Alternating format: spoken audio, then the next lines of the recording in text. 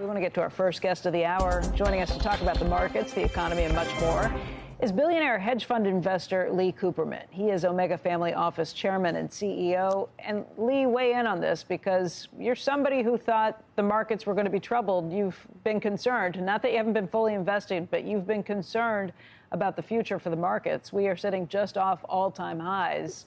What do you think this year brings? Well, everybody came into 2023 with a very negative view, and the market went up quite a bit. And everybody's now positive, and so my guess is that by the end of the year, maybe we'll go down. By the end of the year? Yeah, by the end of the year. I think the Fed will cut short rates maybe 2 or 3 times. Forget the 6 times that the market was discounting. But I think the long end will go up. And, you know, prior to 2008, the 10-year government bond yielded in line with nominal GDP. If you have inflation of 2 to 3% and you have real growth of a couple percent, the 10-year of 4 or 5% or higher would not be a big surprise. And I think our situation is out of control. You know, our borrowing situation, you mean our borrowing situation and whether or not we'll find buyers for that debt? We'll find buyers. You know, when I grew up in this business, there used to be the expression crowding out and guns and butter. We have guns and butter, and I think we'll ultimately have crowding out. The government will get their money regardless of the cost. But I think the cost will be higher than people think. I know myself, given the amount of debt that we're creating out of the system, I wouldn't be a buyer of government bonds at these levels. But you would be a buyer at a higher level. Yeah, sure. You know, the government, you know, everything changes. Price is the final determinant. And so I'm not saying the government can't sell its debt, but I believe that, you know, we have $1 trillion of interest expense now for the government. We have an economy that is reasonably fully employed. We're running a big deficit. When the economy is fully employed, you're supposed to have a balanced budget. And it's both political parties are responsible. You know, when President Trump was president, he was running $1 trillion deficit in a fully employed economy, and he was arguing for negative interest rates. If you knew his balance sheet, you could appreciate why he was arguing for negative interest rates. But I would say that bottom line, when you look at everything going on in the world and you see the market multiple at 21 times, it seems too rich to me. Even given what we've heard from companies, earnings have been coming in stronger than anticipated. A lot of companies have kind of surprised to the upside and said that they see very strong demand. You can look across a number of industries for that. Yeah, I think it's discounted in the market. You know, that's just my basic view. I'm not calling for recession, but I'm saying that I think that the market is discounted the good news. And we've moved forward. You know, let's look at it this way. It's taken $1.50 of debt to generate $1 of economic growth.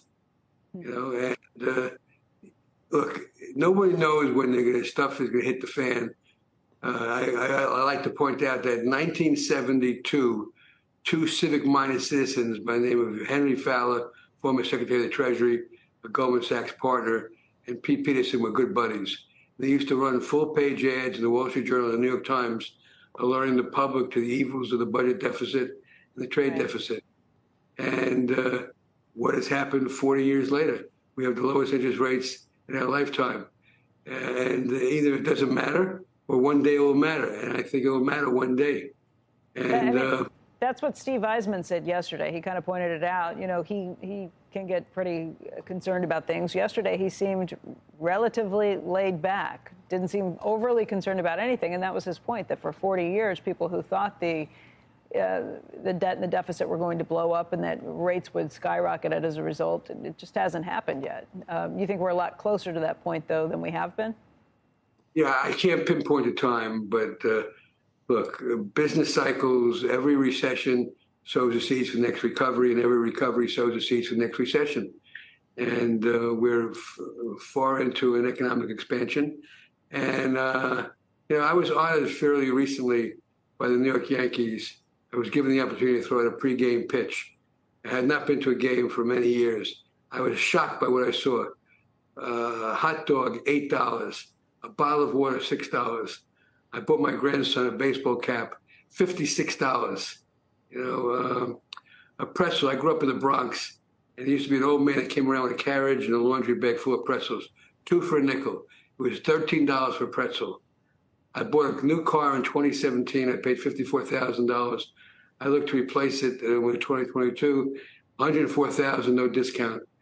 Guess what? I didn't buy a new car. I can afford it, but I don't need it. And I'd rather do something else with my money. So I think we're going to have, shrinkflation. And we've borrowed for the future. And that's why the market has done so well. Having said that, go ahead, finish your thought. Well, my thought is that basically, if you look at market cycles and you ask yourself, what's a bear market? A bear market is a period of time when more stocks are declining than rising, with a decline average around 25% and lasts for about a year. By that definition, 93% of the stocks have been through a bear market. You know, the Magnificent Seven should now looks more like the Magnificent Six as Tesla falls from the crowd. But I think that there's a lot of value in certain sectors in the market, but I believe that one should have a cautious view.